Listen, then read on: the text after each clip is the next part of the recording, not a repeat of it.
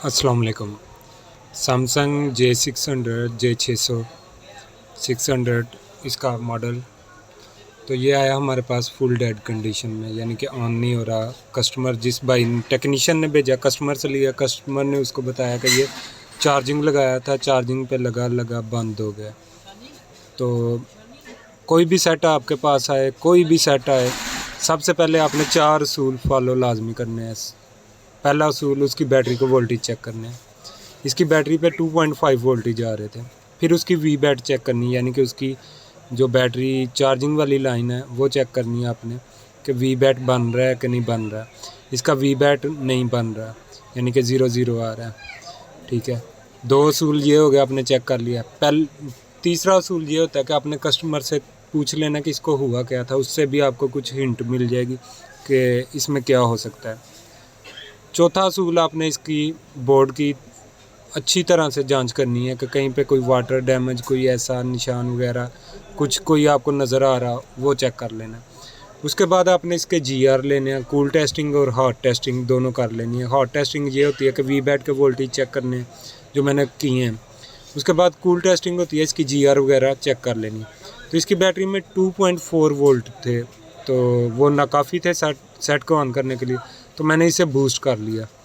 तो ये देखें अब 3.5 वोल्ट हो गए। ये इतने काफ़ी हैं कि सेट को चार्जिंग का इंडिकेट देना चाहिए। 1% या 2% का इंडिकेट लाजमी देना चाहिए इतने वोल्टेज से। बैटरी में जितने वोल्टेज हैं, लेकिन कोई रिस्पांस नहीं किया सेट ने। तो सेट बिल्कुल फ्रेश है, इसमें कोई यानी कि किसी किस्म का काम नहीं हुआ। टेक्नीशियन भाई ने मेरे लिए आसानी ये पैदा की है कि उन्होंने बोर्ड को खोल के मेरे पास भेज दिया। पैनल इसका उतार के फिर बोर्ड निकलता है, तो उन्होंने पैनल ऑलरेडी इसका उतार दिया हुआ था। मेरे लिए बहुत आसानी हो गई थी।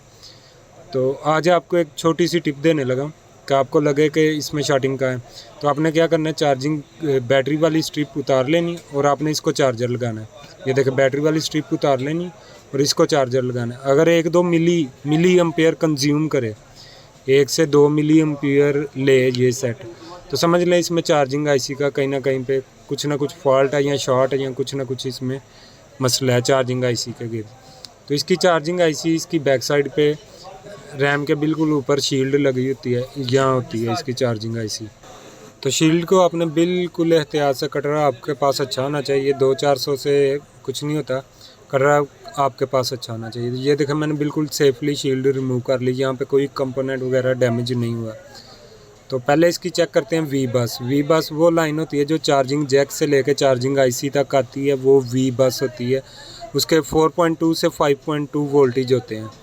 ये आपने लाजमी चेक करना है कि चार्जिंग आईसी को इनपुट मिल रहा है, यानी कि इसके अंदर वोल्टेज आ रहे हैं। फिर उसके बाद आपने इसके दो, चार्जिंग आईसी का काम होता है DC टू DC आईसी और चार्जिंग आईसी एक ही होती है।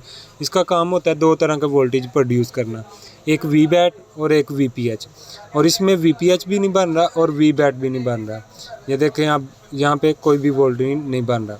तो फिर मुझे अगर वोल्टेज ना बन रहा हो तो आपने इसकी कूल टेस्टिंग करनी है। इसकी कूल टेस्टिंग मैंने इस कोयल पे, ये कोयल इसकी VPH की कोयल होती है, ये बात याद रख लें। किसी भी आईसी के करीब ये कोयल हो, चार्जिंग आईसी के करीब, तो ये VPH की कोयल होती है। तो ये फुल शॉट आ रही थी। तो एक और बात याद रखने वाली है, वो ये है कि कोयलें कभी भी शॉर्ट नहीं होती। कोयल जो होती है वो कभी भी शॉर्ट नहीं होती। कैपेसिटर वगैरह शॉर्ट होते हैं मोबाइल में, कोयलें बिल्कुल नहीं शॉर्ट होती। तो इसकी शॉर्टिंग निकालने का तरीका ये है कि आपने कोयल को उतार लेना है और कोयल के दोनों साइड पे चेक करना है कि किस साइड से शॉर्टिंग आ रही है। ये देखें, इस साइड से शॉर्टिंग आ रही है। दूसरी साइड जो इसकी चार्जिंग आईसी वाली साइड थी, वहाँ से शॉर्टिंग नहीं आ रही, यानी कि इस साइड से शॉर्टिंग आ रही है। तो इसको निकालने का तरीका कार क्या है, वो ये है कि आपने 3.8 वोल्टेज सेट कर लेने और 3 एम्पेयर पे अपनी DC सप्लाई को सेट कर लेना। और ये आपने इसको लेना है, ये देखें फुल एम्पेयर ले रहा है, यानी कि शॉर्टिंग कहीं ना कहीं से है। और पूरे बोर्ड में आपने हीट को डिटेक्ट करना है, कहाँ पे हीट हो रहा है। जहाँ पे हीट हो रहा वहाँ से आपने शील्ड को उतार लेना, यानी कि पूरा बोर्ड ही ओपन कर दें, वो सारा जगह जगह से ओपन किया हो। तो ये नेटवर्क सेक्शन है यहाँ पे इसका। तो यहाँ पे इसकी हीट थोड़ी सी डिटेक्ट हुई है मुझे, तो यहाँ शील्ड उतार लेते हैं बिल्कुल आराम से, सेफली तरीके से। यानी कि कोई कंपोनेंट वगैरह डैमेज ना हो इसका। तो यहाँ पे हम स्मोक बना लेते हैं रोज़िन से। फिर मैं बता रहा हूँ इसका तरीकाकार क्या होता है। जो VPH की लाइन शॉर्ट होती है उसका तरीकाकार ये होता है कि आपने चार्जिंग IC के करीब जो इसकी कॉइल लगी होती है उस पर चेक कर लेना। VPH की लाइन पूरे बोर्ड में जाती है, नेटवर्क सेक्शन में भी जाती है, पावर IC के करीब भी जाती है, लाइट IC पे भी जाती है, ग्राफिक IC पे भी जाती है।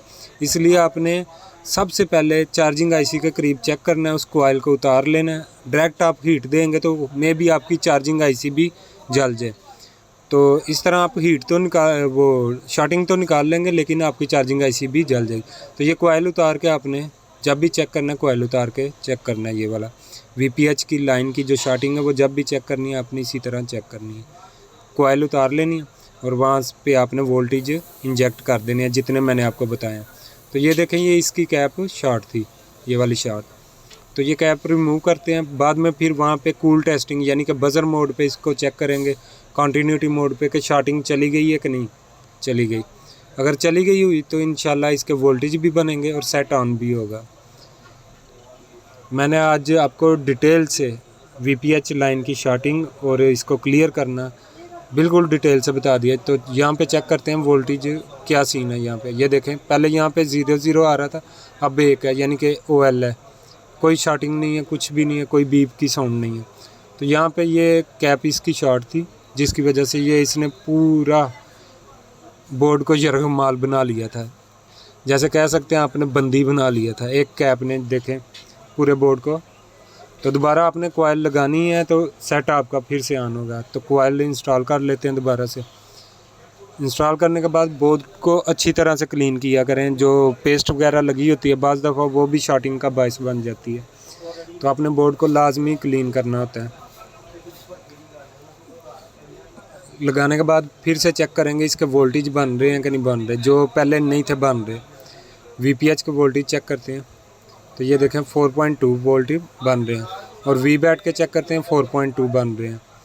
जो VBAT के होते हैं वो 3.2 से लेकर 4.2 तक वोल्टेज होते हैं और VPH के भी सेम उतने ही होते हैं। तो ये दोनों वोल्टेज आपके बन चुके हैं। इंशाल्लाह सेट भी ऑन होगा। सेट को जहाँ पे काम किया हमने वहाँ से क्लीन कर लेते हैं, बिल्कुल साफ़ करते हैं इसको। मैंने आज को आपको बहुत सारी चीज़ें बताई हैं जो आपने चेक करनी होती हैं कि स्टेप बाय स्टेप आपने सेट को कैसे चेक करना है। उम्मीद है अगर आपने ये पूरी वीडियो मेरी देखी है तो आपको कोई भी VPH लाइन की शॉर्टिंग जो है वो आसानी से क्लियर कर सकेंगे। कोई भी VPH की लाइन में शॉर्टिंग हो वो इंशाल्लाह आप आसानी से क्लियर कर लेंगे। तो अगर वीडियो पसंद आए, आपको सीखने को कुछ मिले, लाइक सब्सक्राइब ज़रूर करें।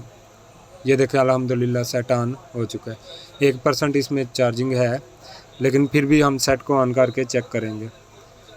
तो मुझे सपोर्ट करें। अगर आपको मेरी वीडियो अच्छी लगती है तो भाई सपोर्ट लाजमी किया करें, क्योंकि टाइम निकाल के आप लोगों के लिए ये वीडियो हम बनाते हैं। तो अगर आप लाइक और शेयर ना करें तो ये तो फिर ज़्यादती वाली बात है ना, फिर हिम्मत टूट जाती है, वीडियो बनाने का दिल नहीं करता। तो ये देखें अल्हम्दुलिल्लाह सेट ऑन हो चुका है।